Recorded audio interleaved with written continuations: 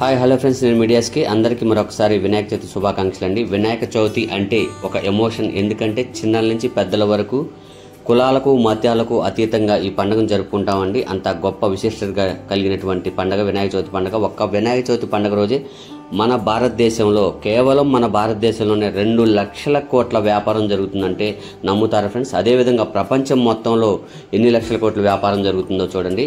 అంత గొప్ప పండుగ మన వినాయక చవితి పండుగ ఫ్రెండ్స్. మనం ప్రతి సంవత్సరం పెద్ద పెద్ద వినాయకులు, ఎత్తైన వినాయకులను చూడాలని ఖైరతాబాద్ అటువంటి ప్రదేశాలకు వెళ్ళాలి. కానీ ఈ సంవత్సరం అలా వెళ్లే పని లేకుండా మన పల్నాడు జిల్లా సత్తెనపల్లి తాలూకా వాళ్ళు నాగార్జున నగర్ ఫస్ట్ లైన్లో 61 ఫీట్లతో మట్టి వినాయకుడిని తయారు చేశారు ఫ్రెండ్స్. వారు దగ్గర 52 రోజులు కష్టపడి ఈ మట్టి వినాయకుడిని తయారు చేశారంట.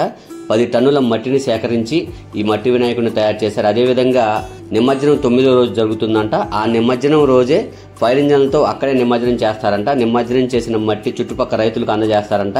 చూడండి ఫ్రెండ్స్, వారి సంకల్పం ఎంత గొప్పదో చూడండి. వీరే ఈ మట్టి వినాయకుడిని ఏర్పాటు చేశారు ఫ్రెండ్స్, 61 ఫీట్ల మట్టి వినాయకుడిని. అదేవిధంగా లడ్డూ కూడా 61 కేజీల లడ్డూను తయారు చేశారు. వారికి అంత సంకల్పానికి మనం మెచ్చుకోవాల్సిందే ఫ్రెండ్స్. ప్రతి సంవత్సరం మనం ప్లాస్టర్ ఆఫ్ ప్యారిస్తో తయారు చేసినటువంటి మట్టి వినాయకుల్ని మనం వాడతాం. కానీ వీరు ఎటువంటి ప్లాస్టర్ ఆఫ్ ప్యారిస్ ఎటువంటిది లేకుండా కేవలం మట్టితోనే 10 టన్నుల మట్టితో ఈ మట్టి వినాయకుడిని తయారు చేశారంట ఫ్రెండ్స్.